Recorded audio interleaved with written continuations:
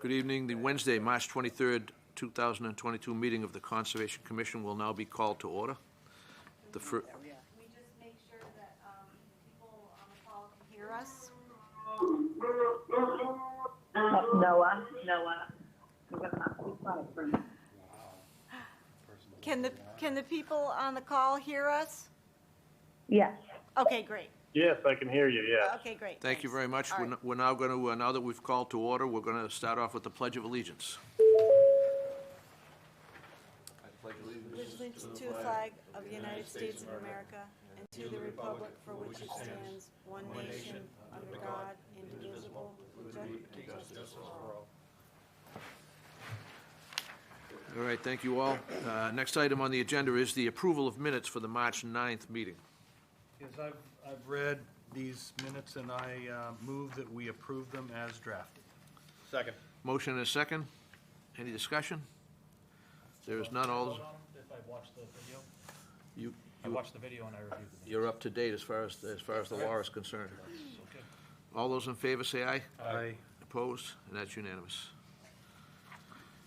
Notice of intent 242-1822, request to continue to 4/13/22. So, second? Motion and a second. Discussion? None. All those in favor say aye. Aye. Opposed? And that's unanimous. 242-1837, 1260 Salem Street, also request to continue to 4/13/22. Second? Motion and a second. Any further discussion? None. All those in favor say aye. Aye. Opposed? And that one is unanimous as well. We'll move on to amendments. 242-1692, 1210 Osgood Street, Princeton Development and Fajetta Development, continued from 1/26/22. They request to continue to 5/24/22 for the special meeting that has been scheduled for that project. So moved. Second. Motion and a second. Any discussion? Noah, stop. Noah, No stop. discussion. All those in No. favor say aye. Aye. Opposed? And that's unanimous. Okay. Maybe you could just mute until we get to your application? If you could, thank you. 242-1692. Is that a duplicate or is that a? It's a request to cease erosion control monitoring, and we were gonna discuss it. Which we you are know. gonna Which- hold out to that meeting. Yep, So that also yep. wants to be continued to 5/24/22. So moved. Second. Motion is second. All those in favor say aye. Aye. Aye. Opposed, and that's unanimous. Certificates of compliance. 242-1557 Mill Pond, 55 through 70 and 80 through 83, Mill Pond Homeowners Association. Question, do we want to open and discuss both these at the same time where they could overlap? Sure. All right, so we're also going to open 242-1525, Mill Pond 67 and 68. Both certificates will be discussed now. Okay. Amy? And I think Bill Hall's on the call. Is that correct, Bill? Yes, I'm Okay. here. All right, let me just do a rundown and we'll field questions. So 242-1557 was issued in June of 2012, and it governed the common driveway and parking area improvements servicing 55 through 70 and 80 through 83. The work included full pavement reclaim, fine grading and repaving with adjustments to covers and grates of the existing stormwater structures. A subsurface infiltration drain was proposed along the upslope shoulder of the common driveway to be connected to the terminal catch basin at the entrance of the common drive. Work occurred in the outer reaches of the riverfront area to Kachikowick Brook. The engineer of record was Ben Osgood Jr. At the time. F.P. Riley and Sons was the contractor, and they completed the work in August of 2013. Mill Pond is working with a different engineer now, Bill Hall, with Civil Design, and he put forth the request for a certificate of compliance. However, he wasn't engaged at the time of installation of that infiltration trench and pipe. So what he did is provide F.P. Riley's contract and invoices for conducting the job. I walked the site with Mike Riley, the contractor, and, you know, the site's stable, the work was done for that. You can look into the catch basin and see the infiltration pipe connection. The shoulder is rip-wrapped. So, you know, we know it's been done, it's just that we don't have a formal as-built plan. And so, you know, I guess it's up to the commission whether the site observations are sufficient or not, and if we need more information relative to as-built conditions. I should note that the approved plan set didn't really have outlet or elevations for the pipe trench itself. It had, you know, existing catch basin elevations, but not the trench or the pipe itself, so. But I guess, you know, if you want to connect to an existing catch basin, you know where it is, so you know where to do the hole into the catch basin, do you know what I mean? So, whatever, but it's up to you guys. So Bill's here for questions, or if you have any questions for me. Mr. Lynch? So the order conditions have the standard condition for an as-built plan at completion. Yes, they So all we do. need something in the record. That may not, we may be able to waive that it be undertaken by a professional engineer or land surveyor. But I think we need a record as-built plan of some sort in the file.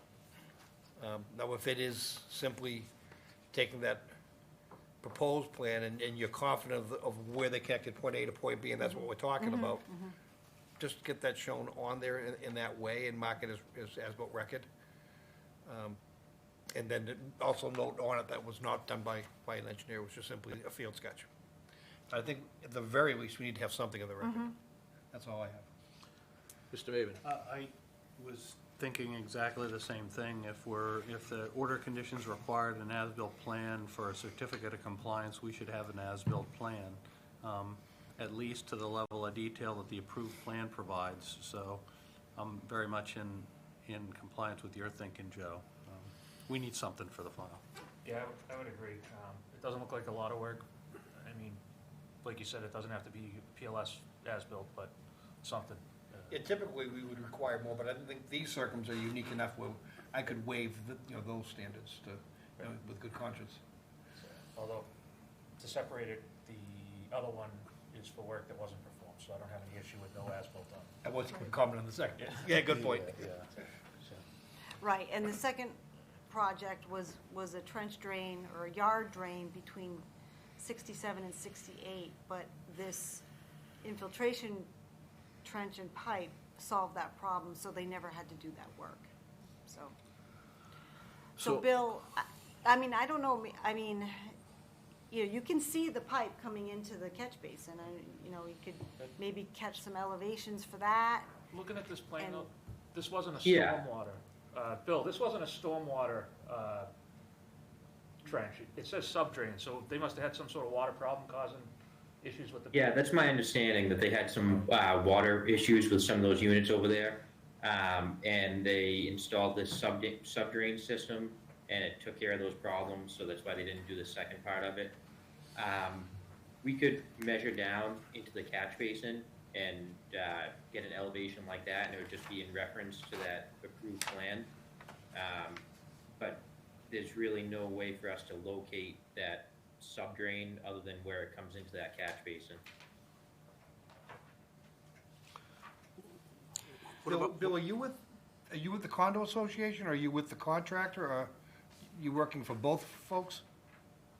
We're working for the homeowners association. So I know Mike Riley pretty well, professionally, nothing to do personally. They keep pretty darn good records. I bet he's got a field book with that location marked in a book somewhere. I think you could get that information and show it on a plan.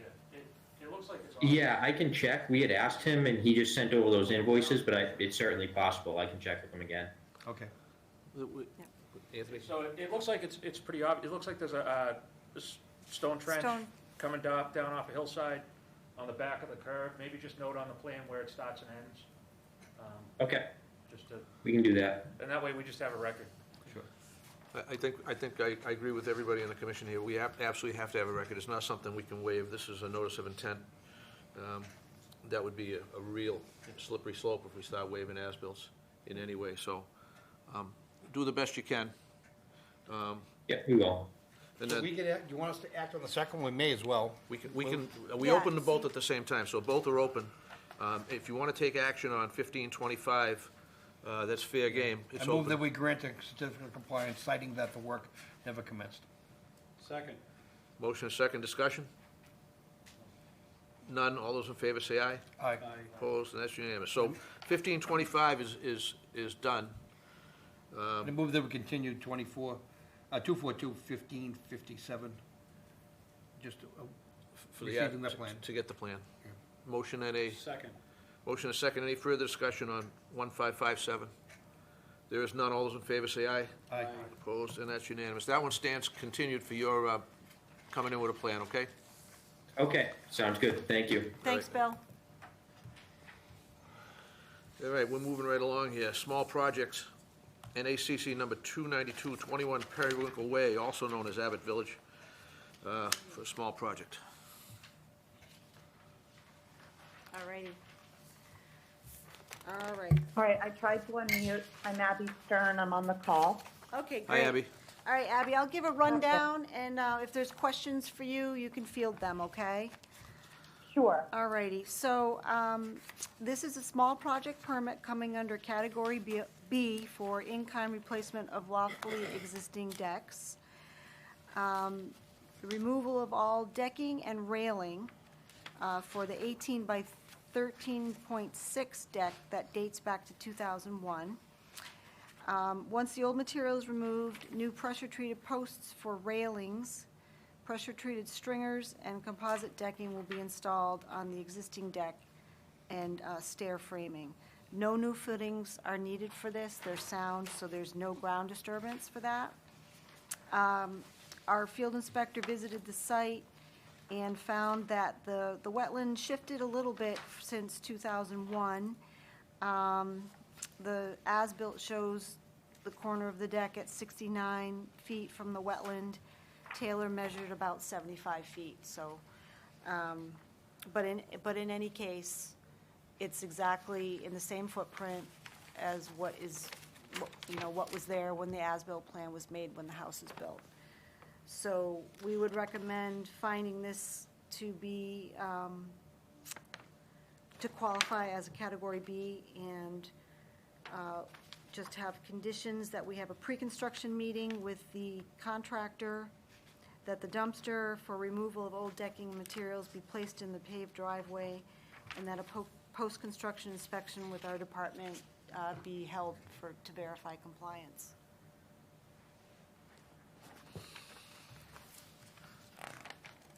What do you think there, Mr. Lynch? No questions. Mayday? Yeah, just handrails and decking, right? Yeah, Yep. just, No other questions. And would not require waivers of any kind. no waivers Okay. whatsoever. 71 feet. No question. I have no questions. I'm ready for a motion from the commission. I move that we consider NACC 292, 21 Periwinkle Way as a Category B small project by the small project bylaw, and Yeah. Concurrently, good. and move to approve the project as submitted. Second on With both con- accounts. I have With conditions, Motion and a second times two. Any discussion? with the conditions? With the, With the conditions, yes, construction meeting, dumpster, Yep. on the paved driveway, post-construction. thank you. Duly noted. All those in favor say aye. Aye. Opposed, and that's unanimous. Thank you. Thank you, Abby. You're all set.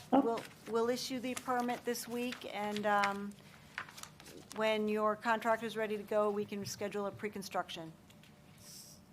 Okay, pre-construction inspection? Yes. Okay. Super, thank you guys. Thanks for your help. All right, thank you. Take care. Bye-bye. You too, bye-bye. All right, we're moving on to request for determination of applicability, RDA 268 Raleigh Tavern Lane, continued from 1/26/22. Are we continuing it again tonight? We have to, we don't have a quorum. Okay, so We can't even move it, it just automatically continues. Well, yeah, that's right. We just- this will Yep. continue by, Yep, so the RDA and the EO for 268 Raleigh Tavern, to, automatically to continue. April 13th. Okay, And I recuse from this That's right. Yep, filing. yep, which is why we have no quorum.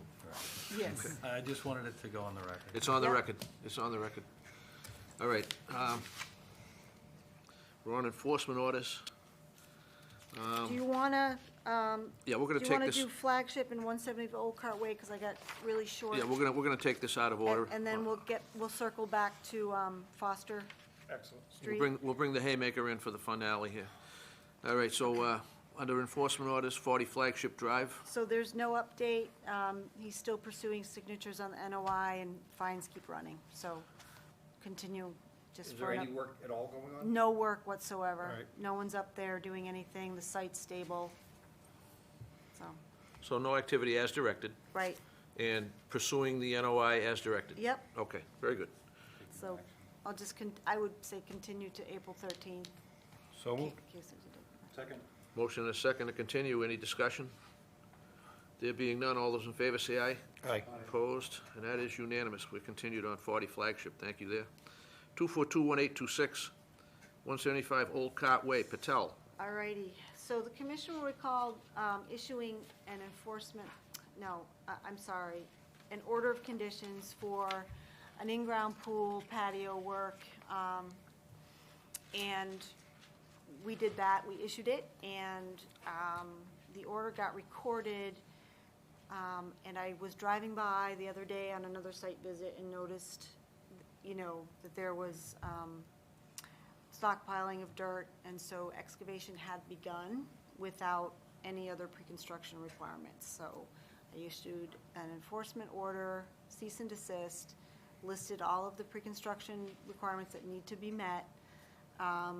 The contractor, the pool company, and the homeowner got it together and was able to get everything in place for a pre-construction this morning with me. So they're back in compliance. All the pre-construction requirements are in place. I placed it on the agenda in case things went awry or went south, but I'm happy to report that things are A-okay right now, so. So I'm just curious, is this a pool contractor that we may have had issues with before? No. New guys, I think it's live and the, learn. yeah, it's, What's your recommendation? so I would say I issued an enforcement order that can be lifted now. You don't have to ratify it because unless you ratify and lift, I don't know. I want the Well- record, I want it to be ratified. in the- Ratified and if- lifted. I want the record to show that they were in violation. If you issue, anytime you issue Yeah. process, we have to ratify it. Yeah, It's okay. not an option. Okay, And if you have any recommendations going forward, you can incorporate that now. And no, I'm good. They have their erosion control monitor. Jack Sullivan was on site with us this morning, and we went point by point throughout the whole order of conditions, read it to them basically to make sure, and everything's in place, so I'm comfortable now. So I guess ratify and then lift. ratify and lift. Okay. No other questions? Ready for a motion? Move that we ratify the enforcement order, Second. Motion and a second to ratify. and given the fact that they've come into compliance as of this morning, I move that we lift the enforcement order. Motion and a second to ratify and lift. Any further discussion? All those in favor say aye. Aye. Opposed? And that stands unanimous. Thank you. Thanks. 2421692, 1210 Osgood Street, wants to continue to the May 24th special meeting. Yep. So moved. Second. Motion and a second. Any discussion on this one? None, all those in favor say aye. Aye. Opposed, and that is unanimous. Okay, as Amy has suggested, we now will circle back to Foster Street heating oil spill continued from 3/9/22. There is a lot of information on this. Amy, I think we start with you for what's been happening. Sure. All righty. So the commission will call issuing an amended enforcement order at its last meeting with a number of directives. I provided a deliverable and task time, deadline timetable to help everyone keep things straight. So Clean Harbors have been responsive in terms of materials that we have asked for. All the immediate materials were delivered on time or by that Friday. They do have an emergency permit with the Natural Heritage Endangered Species Program. Available test results were supplied. Verifications of quantities of released and recovered for, and their supporting documentation, bills of lading and things like that were provided. Daily activity logs are being received, and I forward those to you on a daily basis. We required that we have 24 hours notice prior to any scheduled meeting with any other party on the site, and prior to any start of field work. And then a 48 hours notice for backfilling areas of excavation, which they've coordinated with the town engineer. They haven't yet asked for any permission to use boats or floating platforms, and notice to the engineer of any proposed activity for excavation, which they have been. We have a revised 3-week look ahead. We have a sampling plan that has been reviewed by GEI. There's been a couple rounds of response, which we should, that's maybe be the main focus of what we talk about tonight. We have no fishing signs installed, and we're at the point where sampling has begun in the field. Taylor visits the site daily, and he will walk the areas of the culvert on Foster, along the wetland downstream. He'll go to the Lost Pond Culvert, look upstream, look downstream, take pictures, so we have that on a daily basis. And, whatever, anomalies we find, we report to our third-party LSP, CCU guys, and share it with Clean Harbors. So I think I'd want Mike Sabulis to maybe go through his comments on the sampling plan and what the next suite of deliverables or information that we need from Clean Harbors going Before we forward. get to Mike, Yep. if I could ask some of the higher altitude questions, as far as the overall project, because what I heard in your presentation is, and it seems that Clean Harbors is in fact stepping up their daily monitoring and inspection and reporting. And I'm hearing that, and knowing that Taylor does the same. What I can see happening, short of what Mike may comment on or not comment on, is we seem to be doing a better job in finding things than they are. From my observation, is that fair to say that we get a report from them that said that they were there on the site, and they did certain things, and they did not find certain things, or they did find certain things, but you're out there and finding something different, somewhat, at least somewhat different.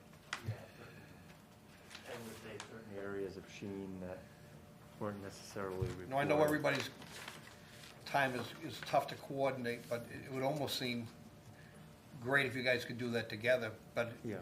just to get some agreement. But the other end of that statement is the fact that they should be also seeing what you're seeing and reporting it accurately.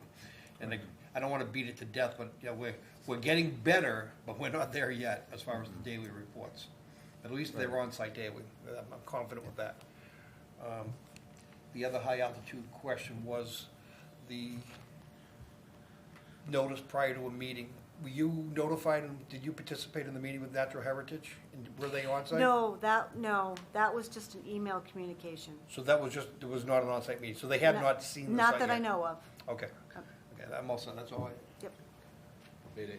Yeah, just a comment, I think what our staff is doing, Amy and Taylor, is above and beyond, and I think it's warranted in the severity of this project. We've got a major pollution event here. To put together this schedule, I know it helps you track things, but it also helps the project managers and the LSPs that are working on this. So I applaud you guys, Taylor. You know, walking that site every day, your observations are very important. Finding the sheen downstream of Lost Pond Road was good information to have, because last meeting, supposedly it wasn't getting down there. So it's all good. I just applaud your efforts and your diligence, and keep it up, please. I agree with you, Amy. The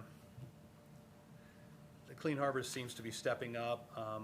I guess I just have one question, and I did review the responses, and they seemed right in line with what we asked for last meeting. You know, acknowledging our requirements and commenting on others. But you've got kind of a schedule of deliverables on the backside of this deliverable and task deadline timetable.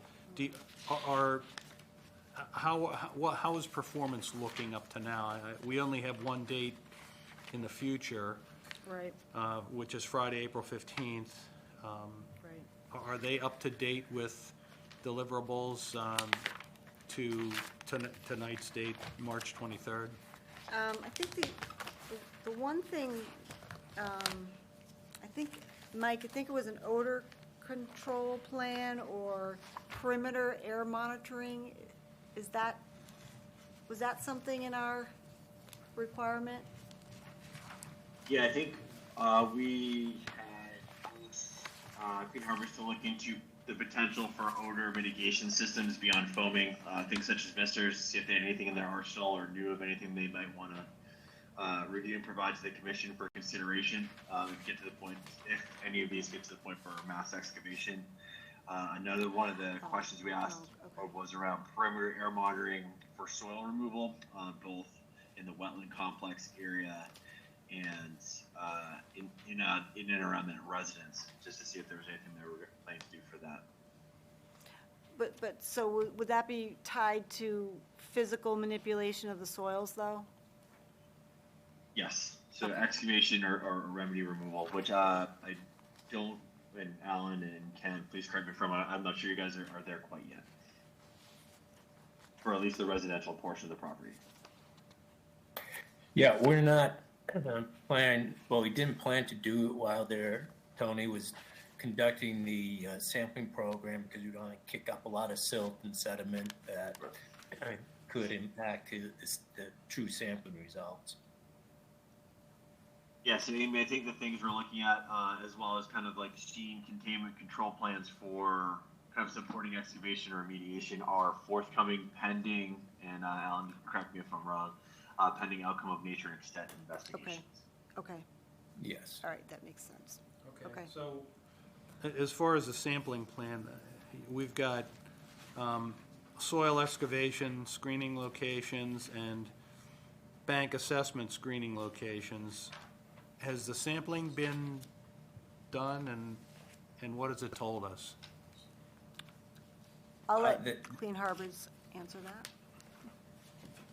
Yeah, Amy, Tony is not able to connect. I've tried to forward him the connection a couple of times. I don't know if you can send it directly to him. I'll try.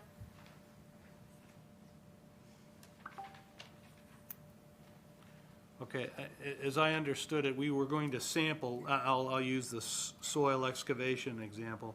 We were gonna sample soils, and then we're gonna excavate as needed, as indicated by the guidance from our samples. Has any excavation happened yet? We have done the excavation along the road crossing of the brook, and that was fairly successful because there's a fair amount of contamination right around the roadbed there. There's certain areas we really couldn't get at because we didn't want to impact the integrity of the soils structure around it. But yeah, that has been what's been conducted so far. Has there been any sampling and excavation, has there been any excavation since our last meeting, which was, I believe, March 9th? Yes, that Yes. was the excavation along the road crossing. Okay, I wasn't sure, because we had talked about other excavation earlier in the process. Okay, I guess that's all I have for now. I see that Tony has now been able to connect. If Oh, you good. want to repeat, Tony, they were asking questions about the sampling program, and I think you were probably the best person suited to respond to that. Okay, I can address that. Wood was on site beginning on Monday morning, and we completed the sampling program this afternoon at about noontime. And in that period of time, we collected a number of surface water and sediment and wetland soil samples from around the wetland complex. And we started in a downstream to upstream direction so that we wouldn't risk cross-contaminating anything. Basically what we did is we established transects at 8 locations throughout the wetland complex, beginning at the most downstream location that had been previously sampled, which was SW4. And we collected a sediment sample from the center of the channel, a surface water sample from the water surface biased to any sheens that we saw, and then another surface water sample about 12 to 16 inches below the water surface to get another representation of what the general water column was looking like. Then we collected a wetland soil sample north of the creek and south of the creek within the floodplain. And we did this along 8 transects.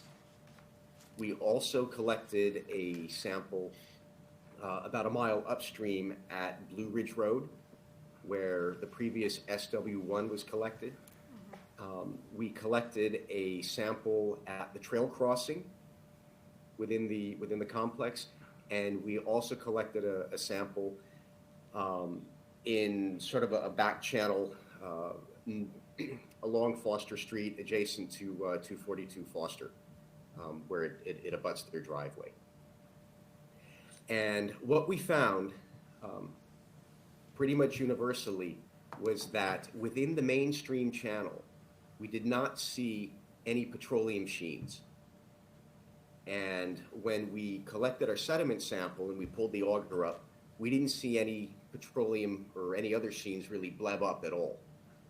What we did observe, which you'll probably be most interested to hear, is that upstream of the third level boom, the most downstream boom, when we would walk through the hummocks, through the vegetation masses, as we got close to the channel, as we brushed up against the hummocks and we disturbed the vegetation, it would shake loose some petroleum product, and we would see that rainbow shiny sheen develop, and it would swirl around a little bit in the eddies. It would get into the main channel, and then it would collect up against the boom. and it wouldn't proceed downstream of the boom. So when we got to the more upstream regions, let me back up. On the wetland samples, in the wetland soil samples, we started out splitting the difference between the center of the channel and the edge of the wetland. And so we thought by going halfway, we would help determine what that lateral extent of any contamination might be, and cutting off half of the area. As we got closer upstream, we started moving those samples closer and closer to the channel where we thought that vegetation sheen was occurring. And so as you move up to locations that are shown there, SW and SD2, especially sediment 2 north and sediment 2 south and sediment 3 north and sediment 3 south, those are biased closer to the channel where we think there may be some residual petroleum. We're trying to understand where that line might be. Yeah, I think you're zooming in on it there. But downstream of that, we didn't see any blebs coming up when we disturbed the soil. We didn't see any blebs when we walked through the hummocks and shook the hummocks. And I can, we just finished today. I'm still compiling all of our documentation, but I could put that on a figure and send that up to Alan, and he can transmit that to you. But from what we saw, any residual petroleum is limited to within the area contained by the booms. To me, it looked like the booms worked. They kept the oil from flowing downstream based on what we saw. There were some spots downstream, particularly where the water was shallow, where upon disturbing the sediment, a little bit of a sheen occurred, but it was not that rainbow shiny sheen. It was that dull gray, blackish sheen that's very brittle when you touch it, it scatters. And that's often referred to as a biological sheen because it's created as a byproduct of bacterial action. It's basically an iron magnesium complex, which is easy to distinguish from the petroleum sheens, which is very that bright rainbow color. And if you try and disrupt it, it comes right back together. And that biological sheen is something very common in healthy wetlands. Well, thank you, Tony. That was a good summary of the sampling to date. It gives us a good sense of what's happening out there. I did want to mention that our field inspector did observe some dead wildlife in the area that appeared to be a result of the spill. So I'm happy to see that you guys are moving toward focusing on the areas of greatest contamination, and I hope we're moving toward a remediation plan based on your findings. Yeah, the findings will still be coming because we really don't have the analytical results back, and it'll be about a week or so before we get those. Understood. That's all I got out. Anthony. Couple of just quick questions. We have some heavy rains projected. The booms are secured. Is there any plan to sample further downstream after the rainfalls, or? It's not currently. I think we'll have to discuss this with Tony a bit, but there'll certainly be a fair amount of water flowing through the system at this time with that storm, and it's going to likely move a lot of the sheens and other things downstream. And I guess the question may be is, to try to assess the extent of that downstream migration, and as it will travel further than what we already have. And Tony, you may know better to comment on that than I, so feel free to speak up. Yeah, I don't know if I'm in a position to predict what might happen with the predicted rain. But from what I've seen, there's what is there is contained right now. And over the past 3 days, the water level within the marsh really did drop noticeably, about 6 maybe even 8 inches in some locations. So there is some capacity there. And then, this one's kind of an administrative question. I know if there's an application in front of us, consultant fees are recoverable. Is that something that we Oh, have? that's being handled Okay, through town council. all right, not a problem. Yep. So those are my 2 questions. So, I have a few concerns, and Joe already touched on one of them. Probably the biggest concern is the difference in opinions of observations of the data on the ground. According to the log, on the 21st, there were observations made by Clean Harbors. Our staff visited the site a day later on the 22nd, and the observations were disparate. I don't know if Clean Harbors is underreporting or it just isn't looking as hard as our staff is, but I have a real problem with that, with disparate reporting. I also have yet, since the beginning of this, I've asked for on more than one occasion, I want to know the limit of the pollution downstream. I'm not getting that answer. I'm getting a lot of speculation, but I'm not getting an answer. So I'll define my question to be more specific. When I look at your map, the map that was submitted labeled as figure number 2, and I look at SW400 and SW401, I then follow Mosquito Brook and out to a Gunkwit Road where it intersects with Fish Brook, and it runs both north and south. The north branch runs all the way to Stiles Pond and Boxford. The south branch, Mosquito Brook, runs to a local wetland system off of Brookview Drive, which is accessible from Lawrence Road in Boxford. At those points there, have any sampling or observations or analysis been completed? And if not, why not? Anyone can feel free to answer that question if they want to. And since I don't hear an answer, I'm inclined. Well, Mr. Chairman, I'll answer some of those questions for you. All right, thank you. First of all, we had a team of 4 professional wetland scientists and environmental scientists at the site for 3 days. On 3 different occasions, we worked from downstream to upstream in order to get a pretty good snapshot on multiple days what stream conditions were. It's quite possible that the town agent visited the site or visited areas of the site after we had been there and after we had mucked around, if you will, and had disturbed some of the vegetation, and sheens were occurring in areas that hadn't been there because they were somewhat downstream of where we were working. But I also wanted to point out that there were 2 days where we saw the town's car parked. And on one day, we saw the agent walking around. We know he saw our vehicles.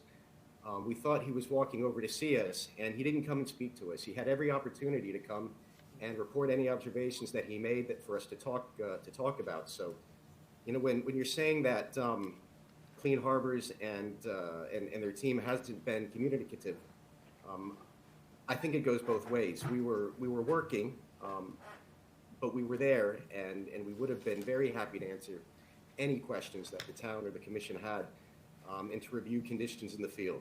We had 4 people there. That's a pretty big team. We were anticipating a visit from the commission, and we had enough people to continue the work and still address your concerns. The second point you made was that you're not hearing anything about the limit of the contamination. Well, so far, we don't have any analytical results because we just finished. The lab received delivery of the first set of samples yesterday, the second set of samples today, and it's going to take them a few days to log them and to process them and for us to review and interpret those data. But we do have some very strong empirical observations that we have made over the past 3 days, and that is in the stream channel, when this channel is disturbed, there is no petroleum product blebbing up. In the water column, there is no sheen anywhere in the water column. However, when we do walk in the wetland and we disturb the wetland vegetation from that second, or between particularly between the second and third level boom, That's where we are observing the sheen on the water surface and within the vegetation. That sheen does not migrate downstream of the last boom. I think that's a pretty good indication of where the contamination is right now. Now, it may be that the analytical data come back with something different, but we've reported to you the best observations we can based on, over 40 hours of field time over a course of 3 days. Thank you. So- What I've been asking for, and I appreciate your response, but what I've been asking for is for observations to be made further downstream. And since this has been going on since January, it's conceivable and it's likely that oil product has gone further downstream and could potentially be as far downstream as Stiles Pond. Why has nobody taken the time to go down and make an observation and perhaps draw some tests? It just doesn't, I don't understand why we have to keep pushing so hard to get done what you should be doing in the first place without us asking. Can I comment on this? Yeah, I wish you would. Yeah, so Pat, as you know, has been the guy who's been there the most out of all of us. And he goes around and he checks the downstream location. And his observations have been at the furthest downstream boom there, that there has been basically no impacts until just recently. He indicated that, yeah, he's seen some material. He can't say definitively if it's oil or just some other organic material that has appeared on the boom that is down there. And so that is part of the reason we have not looked beyond that, because the boom is performing as it should. And there's, it's been mostly very little seen at that location. And now there's, with the heavier rains, I think now we're seeing a little bit more, getting signs of oil on the booms. Yeah. But that's been all that we have seen and at that downstream location. So there has been nothing to indicate to us to be looking much further beyond that. This is Joe. There was a time lag from the actual release until those booms, excuse me. Sorry, got a dry throat. The time lag between the release and those booms being put in place, and I think what Al's been concerned with, I think that we all have, is during that time period when the water was moving swiftly in the brook, materials may have been carried down in the flowing water and deposited further downstream. But what I'm hearing, and it seems reasonable as far as an analytical approach, but I don't think it's yet concluded, and that's what Tony was alluding to. Let me speculate, if we get results, or if you guys get results and report to us that down in those first areas of sampling, furthest downstream, if they come back and you find there are chemicals, materials in there that we ought to be concerned with, you might necessitate having to go downstream and finding out where that ultimately ends. But in the meantime, we don't know that. But based on your empirical observations, you believe this is the limit of the contamination, and that's why you started there working upstream. Has it ever, and this is where Al has been asking from the beginning, from that very first day, have we made any visual observations further downstream, even just a drive-by and at every brook crossing? Have we looked to see if we see anything that might concern us? And if we have, how far downstream have we gone? I think that's what you're driving at, right now. That's exactly what I'm asking, and it's what I've been asking. And there has been sufficient flow in that brook on several occasions. There's going to be sufficient flow there tomorrow to carry just about anything a mile downstream in no time. It's flowing very, very well right now. We're going to get some very heavy rain tomorrow, if they're right, if the predictions are right. And it's going to move. Anything that breaks free is going to go. I know you have booms set up. I get it. I know where the booms are. I can read your map. I just feel that earlier in the process, when we first asked for it, it should have been accomplished, and, you know, you're giving me reasons why you don't have to. I just don't accept your reasons. And I remain concerned about the disparate reporting, despite the reply, which I appreciate. I'm going to ask our staff to go further downstream. I'm going to make that request, and I'm going to ask that our staff, if they have to, go into the adjoining towns and follow that brook and make the observations. I would ask if we go into another town that we invite their conservation folks to join you. Without question. I certainly wouldn't suggest anything to the contrary. I still feel that, if nothing else, we have a duty, and they should be on notice. That's all I have to say about that. Just as a reminder, I know it's been a couple of months now, from the date of the release in January until the time that the first booms were installed downstream, down by Lost Pond. How many days was that? Was it hours? Was it several days? Was it 1 or 2 days? You know, well, how much time are we talking about? The downstream boom there was put in by the Mass DEP the day of the release. Day of the release. So DEP emergency response took care of that on their own accord. Yes. Okay. And then we later, after the blizzard and freezing conditions, that boom became compromised and it was replaced. And that has been regularly checked by Pat, and we haven't seen the impacts there, but I hear your concerns about looking further downstream, and we can do that. And So I'll ask Pat to start that. So the time window you've just given me gives me greater confidence that the boom was at least marginally effective in containing it to that point and no further down. But I think that's what Al's been driving at. I think all of us have is just even a visual assessment further downstream while we await the analytical results should give us all a little bit more confidence or a little more peace of mind, knowing that we probably, hopefully, aren't going to find anything further downstream. Analysis comes back and shows something of those near that downstream boom, we'll have a different conversation. But right now, I don't think we're there yet. Well, I'm not willing to wait. I respectfully request that our staff do it. Well, I'm saying, we're going to go down and look at it, do a visual. I'm not waiting for anybody else to do it. It's up to us to do it. What I'll do is can I reach out to Pat and have him connect with Taylor, and how about they do that inspection together? I have no objection. That's fine. Perfect. No objection at all. Anything to get it done. So we do have Mike Sabulis with us.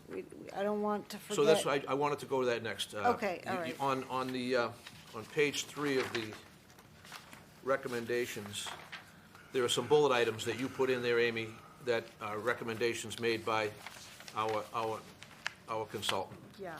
So I think you had mentioned to me, or you had mentioned in your comments, that we want these to become annexed to and part of the enforcement order. Yeah, I think we can walk through it with Mike and Okay, see that's what what I was makes going to sense. ask, if you would please, thank you. Sure. Thank you. So, Mike, I provided your multiple rounds of comments to the commission, and I know I CC'd the Clean Harbors team as well. So your most recent set of comments, Mike, talk about a little more clarity around the map that we have up here, and characterization of the sheen further downstream as well. Can you walk us through what your recommendations are from here? Sure. It sounds like, based on Tony's description, they may have answered a couple of these questions, but we can certainly confirm them as we discuss.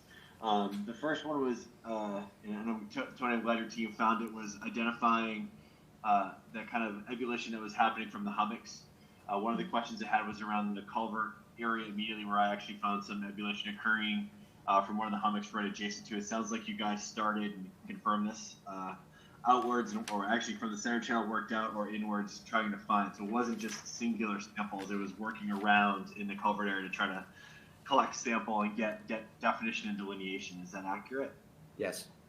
Excellent. So that would be, Commissioners and Amy, that would be the first one of the culvert area investigation plan. So it sounds like the proposed plan was expanded upon based on Tony's team's investigation, which is great to hear. Thank you for that. The second one around wetland complex investigations had to do with the background of the plan. And while I appreciate what was provided, kind of showing sample locations with respect to property boundary, one of the requests I had is if we could place those markers on an aerial so we can kind of see how they lay out more true to form, which may make more sense now that Tony's team has completed their investigation. I'm sure it would make a lot more sense to see all of their investigations located. I guess the request would still stand. If you wouldn't mind putting those on the aerial, that would be super helpful for our review. Yeah, that'll be part of our deliverable. Excellent, excellent. And last one, and Tony, if you could confirm, it sounds like you did go down to the trail closure area and do some investigations in that area. Is that correct as well? That's correct. We collected a surface water and a sediment sample from about 10 or 15 feet downstream from the trail crossing. We wanted to put it far enough in the water where passerbys wouldn't get curious and start picking up our location stakes. Understood. Those are really my 3 points, Commissioners, and it sounds like the Wood team did a nice job already getting ahead of me on those, so it's nice to hear. So do you feel that we need to amend our enforcement order based on what we've learned tonight, or for any additional directives or deliverables, or do you think that the timing of sample turnaround is reasonable? I do, considering what it sounds like. I won't question the amount of samples taken. I'm sure they were sufficient. And about, like I said, I think the turnaround time we're looking at is about 5 days from sample submission to return, so sometime mid next week. They're roughly accurate. Does that, Tony, you get that about the expected time to receive the results for the sampling? Yeah, give or take. Sounds like your lab data will be back in about mid next week if it's about a 5-day turn, if that's what you're looking at. Okay. No, I'm asking. Oh, I guess. okay. Sorry, that's what I thought I heard. Just wanted to confirm. Yeah, for a 5-day turnaround, it would be about middle of next week. Is that the planned turnaround? I didn't want to commit you guys to something that you hadn't already planned with the laboratory. Alan, I'll pass that to you. Yeah, the laboratory that we use strives to get us results in 5 days. So I would give a time frame of 5 to 7. So I think that's reasonable. and we can be CC'd on that raw data? Would you? Yes, we should ask, we can ask the lab to send it directly to you as well. Okay. Yeah, from the time you receive analytical results, there's going to be some time for you guys to process those, interpolate them, and interpret them as well, and then report to us. How much time do you think, and I think it's a question for Tony, how much time after that 7-day window closes will you need to get us a critique of where we are? You had asked for some level of interpretation by the 15th of April, so we'll give you a preliminary report by then. Great. So that's not going to change. You'll meet that. Yep. It'll be preliminary, yeah. Yep. It won't take the place of a full MCP ecological risk characterization, but it'll be a preliminary review of the data. Great. And if I could ask, would that review kind of provide recommendations for additional investigation and or remedies at that point, or what do you envision that report containing? Well, I think the requirement was an interpretation of the data and possible ideas of remedial actions. So that would fall more under the LSP. I can interpret the data, and then he can determine what that implies for remedial action. Very good. Yeah, Thank you. if we can just hold it, just 1 second, guys. Can we just go back to the map, the sampling map for 1 second? specifically, I'm interested in a possible additional sampling site on Mosquito Brook upstream of SW 0900 and 091A. I note that there's samples at that spot, and then I note there's samples all the way up at Blue Ridge Road at SW 0100. If you follow Mosquito Brook backwards from the initial site of 0900, we have permission to be there, and there is an area up there, there's a ponding area upstream that has a beaver dam that might be a good place to collect some samples and make observations. It's not as far up as Blue Ridge, but it's within a reasonable distance, a reasonable lunge area of the release. And I'd like to see some sampling and observations done there. The access to this would be down the driveway at 224 Foster. We have permission to be there. We have permission to access that driveway. And if you walked northerly down the driveway of 224, the brook would be on your right all the way. You'd come to a stone bridge crossing with a beaver dam on the right and a beaver deceiver on the left. An excellent spot to collect samples and make observations, at least once anyway. The purpose of those upstream samples, are they to rule out contamination, or is it to establish baseline? That's to establish baseline. That's all it is? Yeah. Okay. That's what I would think. So then it wouldn't make any sense then to go take any more if you've already been up to Blue Ridge. I want baseline to be as close to the release, but upstream as possible. Well, this would, yeah, so I'd be talking like, if you're looking at the map and you see SW0200, you'd be like right under that spot there, underneath that label would be the location where I'd be interested in. That is closer to the release. It's closer to the release point, it's substantially closer, and it's within the bordering land subject to flooding. It's all contiguous, and it's accessible. So, I don't know, just a request. I can have, They probably didn't know they had permission to go in there. That seems to be right in the middle of. yeah, no, that's the driveway, if you're Yeah. looking at the, No, yeah, you know the I spot, got you. right? Yeah, I do. Yeah, so, all right, we can always have staff check it. That'll be something staff can do. Okay. All right, so where are we then, since we're done talking about that, we have GEI's recommendations. The recommendations are satisfied, or the recommendations become part of the enforcement order? I'll let Mike answer that. Okay. Mike Sabulis? Since the work has already been performed, and I'll defer to the commission, of course, it doesn't seem necessary to include them in the enforcement order for kind of retroactively. I'll defer to you guys, of course. And since the April 15th deadline is going to be met for the interpretations, I'm not sure, at least not from my perspective or in my opinion, that the enforcement order needs to be amended Okay. at this time. Mike, I would, this is Joe, I'd agree with that. The enforcement order was specific as to your major milestones to be achieved by a certain time frame, and the details of which the LSP and you would work out and you would agree to and comment on, and that final agreed document is how they satisfy that part of the enforcement order. So the enforcement order as written is intact. It doesn't need to be changed, in my opinion. So I think we're in good shape on that. And I think the rest of everything else that's hanging out there is still just a work in progress.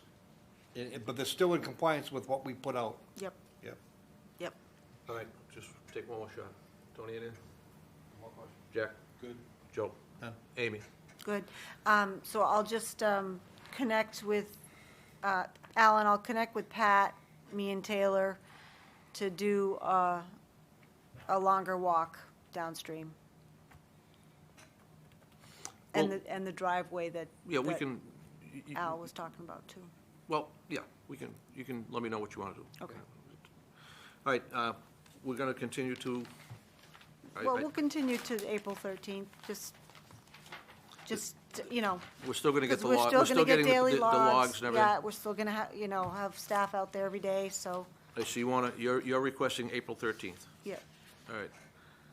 I need any objection to April 13th? Anybody objecting to that date? Okay, just clarify for me, what, is that the date to complete the inspection by, or I'm just No, that's wondering- Oh, just- no, just continue this discussion. No, that's just to bring you back for updates and information and anything we need to know. Okay. That's just to update the public record, if you will. I mean, at that point, all we're gonna have probably is gonna be the analysis back in raw form, and some discussions that you might be able to offer based on that raw data, but, you know, I think the rubber hits the road, you know, after you guys analyze and assess all of those impacts. That's when, probably that next meeting in April, when we're gonna be looking for some real solid information. Okay? Okay, thank you. All right, thank you. Thanks, Motion to everyone, continue. for coming. I need a motion. I just meant Motion. Move to continue to April 13th. I have two motions. Two motions, okay. In 2 seconds. Jackson did it better than me. That was just a great motion. Okay. All those in favor, say aye. Aye.